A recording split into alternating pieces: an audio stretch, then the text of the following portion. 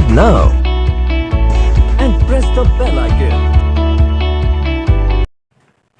अस्सलाम वालेकुम, मैं डॉक्टर जान मोहम्मद नवीदुर रहमान हूँ। आज 15 जनवरी 2022 है। सामीन, जैसा कि आप जानते हैं कि हम पिछले लेक्चर्स में जेम्स वेब टेलीस्कोप के हवाले से गुफ्तगू कर रहे थे, जो कि एक बहुत बड़ी डिस्कवरी है, बहुत बड़ा अजूबा है, जिस पे साइंसदानों ने 20-25 साल मेहनत की और उसको भेजा, उसको लॉन्च किया और वो अपने मंजिल मकसूद की तरफ जा रहा है। यहाँ से 15 लाख किलोमीटर दूर एक पॉइंट पे जाके वो कायनात की कहकशाओं के बारे में, कायनात के बारे में हमें बताएगी और माजी के राजों से पर्दा उठाएगी। अभी ये सिलसिला जारी था और हमने इस पे मजीद गुफ्तगू करना थी, 3-4 लेक्चर्स मजीद इस पे देने थे और उसमें बताना था कि इसको किस तरह लॉन्च किया गया और इसके मजीद पार्ट्स किस तरह से ओपन हुए और किस तरह से काम करेंगे। कि इसी असना में हमारे हमसाया मुल्क और उभरती हुई मईशत और टेक्नोलॉजी में एक बहुत बड़ा नाम चाइना ने एक बहुत ही कामयाब तजर्बा किया एनर्जी के हवाले से। एनर्जी जो कि हमारी बुनियादी ज़रूरत है हर हवाले से, जिस पे इंशाल्लाह गुफ्तगू होगी अगले 2-3 लेक्चर्स में। जी हाँ, चाइना ने सूरज से 10 गुना ज़्यादा हरारत पैदा करने का तजर्बा किया है अपने रिएक्टर के अंदर, जो कि बहुत कामयाब रहा है। यकीनन ये बहुत बड़ी कामयाबी है और ये किस काम आएगी इस पे गुफ्तगू होती रहेगी। ये जो सूरज से 10 गुना ज़्यादा दर्जा हरारत पैदा किया गया है, जो कि एक प्रोसेस है, एक फिनोमिनन है, न्यूक्लियर फ्यूजन, उसको इनिशिएट करने के लिए काम आता है। सामीन, ये जो कामयाबी है ये कोई छोटी कामयाबी नहीं है। इवन के अगर मरीख पे बस्तियां आबाद कर दी जाएं या फिर जमीन पे सोने की कानें निकल आएं या फिर इवन के जेम्स वेब टेलीस्कोप जिस काम के लिए भेजी गई है, ये सारे काम इंपॉर्टेंट सही, लेकिन इन तमाम से ज्यादा अहम काम था ये जो चाइना ने किया है। इन तमाम कामों की निस्बत इसकी कामयाबी बहुत अहम है और बहुत ज्यादा जरूरी थी। सामीन, मजीद वजाहत से पहले मैं ये चीज बताता चलूं कि आपको YouTube पे मुख्तलिफ वीडियोस मिलेंगी जिसमें ये बताया जा रहा है कि चाइना ने बाकायदा सूरज बना ली है और उसको मुअल्लक कर दी है फिजा के अंदर, और बाकायदा वीडियोस में वो दिखाया जा रहा है कि ये सूरज जा रहा है और फिजा की तरफ और सारे लोग वीडियोस बना रहे हैं। ये फेक है। इस वक्त तक साइंस की दुनिया में ऐसा मुमकिन नहीं है। ये बहुत टफ प्रोसीजर होता है।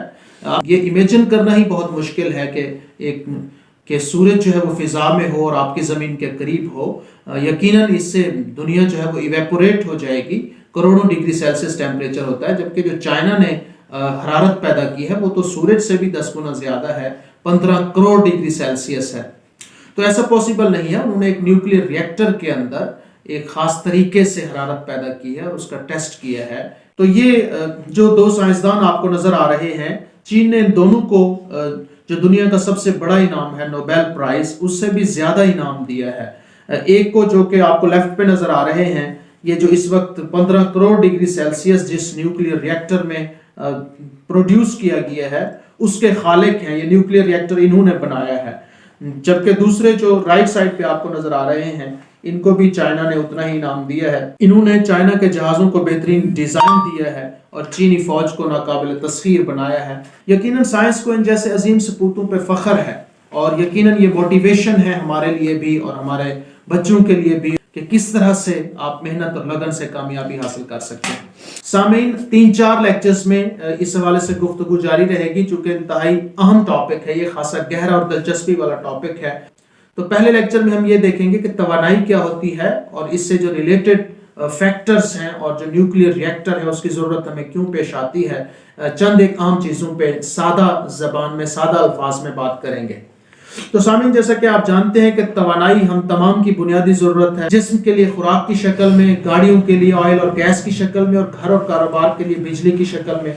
तो जब से आबादी और टेक्नोलॉजी में पिछले 2-3 अशरों में खास तौर पे इतना ब्रिस्क फ्लाइट आया है, इतना उड़ान आई है कि तब से तवानाई की ज़रूरत बहुत ज़्यादा हो गई है। जबकि उसके मुकाबले में आप देखें कि तवानाई की जो प्रोडक्शन है बहुत कम है। हमारे यहाँ इतना शॉर्टफॉल रहता है, बिजली बहुत कम होती है, गर्मियों में तो बहुत ज़्यादा शॉर्टफॉल होता है। तो अगर हम बिजली की बात करें तो अब बिजली बनाने वाले जो जनरेटर्स हैं हमारे यहाँ, तो उनमें हाइडल के अलावा तेल, गैस या कोयला इस्तेमाल किया जाता है। फिर मजीद ज़रूरत बढ़ी तो हमने जो इससे भी एडवांस जो ज़्यादा एनर्जी दे सकता है वो फिशन बेस्ड न्यूक्लियर रिएक्टर्स हैं। جو پاکستان میں بھی ہیں، ہندوستان میں بھی ہیں، اور بڑے ممالک جو امریکہ، چائنا، فرانس، ان کے اندر بھی نیوکلیئر ریئیکٹرز ہیں. جتنے بھی ایٹمی ممالک ہیں ان کے اندر جو نیوکلیئر ریئیکٹرز ہیں وہ ابھی تک جو کام کر رہے تھے وہ فشن بیسڈ ہیں. فشن ایک پروسیس ہے جس میں ایٹم کے نیوکلیس کو توڑا جاتا ہے اور اس کے اندر سے بہت زیادہ انرجی نکلتی ہے. تو ابھی تک یہی فشن نیوکلیئر ریئیکٹرز جو ہے وہ استعمال ہو رہے ہیں دنیا کے بہت سارے ممالک میں، چونکہ ان سے بہت زیادہ انرجی ملتی ہے. لیکن مسئلہ ہے کہ ان میں دوسرے سورسز کی نسبت زیادہ پولوشن ہے، اور ان میں استعمال ہونے والے جو اہم ایلیمنٹس ہیں، یورینیم اور پلوٹونیم، آپ نے سنا ہوگا، یہ دھاتیں بہت خطرناک ہیں. ان کو پیور کرنا، ان کی انریچمنٹ کر کے ان کو خاص طور پہ استعمال کے قابل بنانا یقیناً ایک کٹھن کام ہے. ان دھاتوں کا حصول بھی دن بدن مشکل ہوتا جا رہا ہے. بہت سارے جو پہاڑ ہیں ڈی جی خان کے، کوئٹہ کے پہاڑوں سے ٹرکوں کے ٹرک ہم بھر کے لاتے ہیں، تو ان میں سے پھر ہمیں کچھ گرام جو ہے وہ فشن کے لیے ہمیں جو کام کی یورینیم ہے یا پلوٹونیم ہے وہ ہمیں ملتی ہے. تو فشن بیسڈ ریئیکٹر بنانے والی جو ٹیکنالوجی ہے وہ بہت کم ممالک میں استعمال ہو رہی ہے. چونکہ مسئلہ یہ ہے کہ یورینیم اور پلوٹونیم بجلی بنانے کے بہانے ایٹم بم کی تیاری میں بھی استعمال ہوتے ہیں.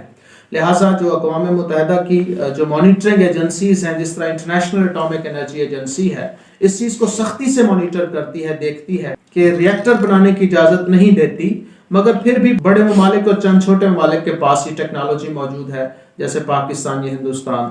سامعین، پانی کے ذریعے بجلی پیدا کرنا بہت سستا طریقہ ہے، مگر جتنی ہمیں ضرورت ہے اتنی مقدار میں پیدا نہیں ہو پاتی، اور نہ ہی پانیوں کو اکٹھا کرنے کا مفید نظام ہے اس دنیا میں. اس کے علاوہ بہت زیادہ پانی جو ہے وہ بخارات بن کر بھی اڑ جاتا ہے، اور ہمارے پاس کوئی اسٹیبل ڈیمز بھی نہیں ہیں. سامعین، انسان بڑے عرصہ سوچتا رہا ہے کہ سورج اربوں سال سے شدید تپش دے رہا ہے، مگر مجال ہے جو تھک جائے. آخر پتہ تو کیا جائے کہ کون سے طریقے سے سورج میں اتنی زیادہ حرارت پیدا ہوتی ہے، اور سورج کا اصل درجہ حرارت آخر ہے کتنا. تو یہ انسان کی شروع سے سوچ رہی ہے.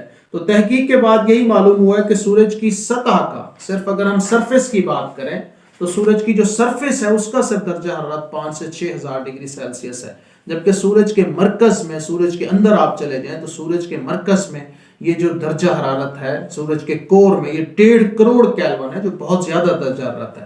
آپ ذرا امیجن کریں کہ یہاں رحیم خان میں جو درجہ حرارت ہے وہ تقریباً 48، 49 یا 50 ڈگری سیلسیس تک گیا ہوگا.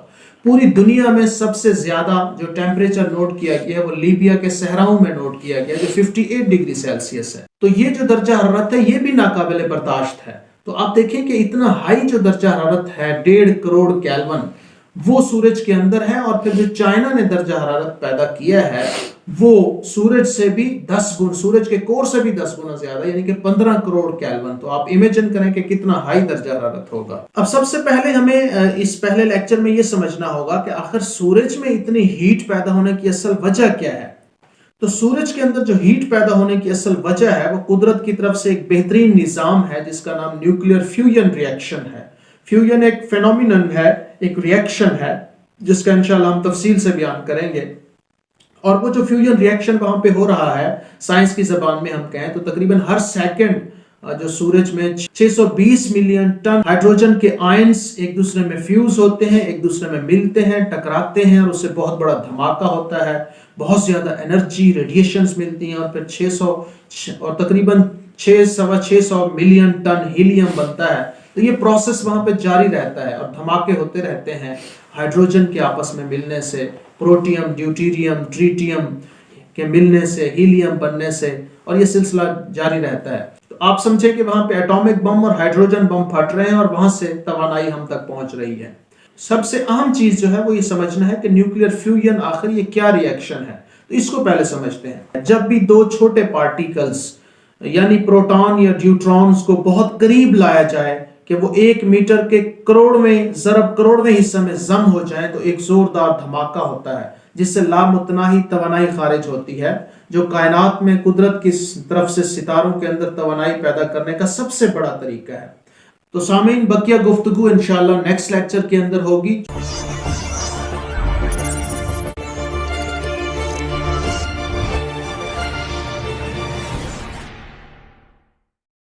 Subscribe now and press the bell icon.